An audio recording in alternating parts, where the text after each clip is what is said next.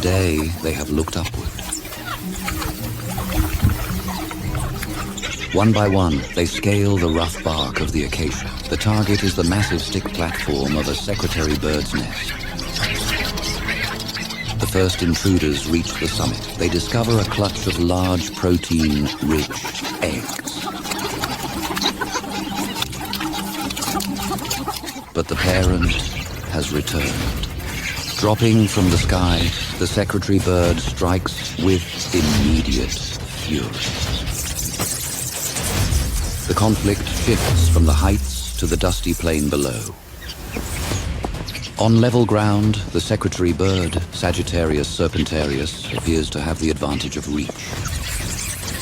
Its long, powerful legs are designed to kill venomous snakes with a single blow. But the mongoose troop is a highly social and coordinated unit. They do not scatter. They surround. She attempts to stamp them out, targeting individual heads with precision strikes. However, there are too many targets to track at once. The mongooses use a strategy of collective mobbing. While the bird focuses on one, others dart in from the periphery. They begin to target her legs, her only weapon and her greatest vulnerability. Sharp teeth sink into the scaly skin, aiming for the vital tendons.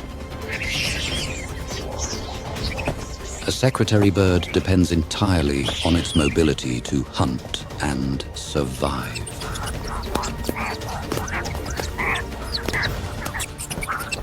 An injury to the leg is a slow death sentence.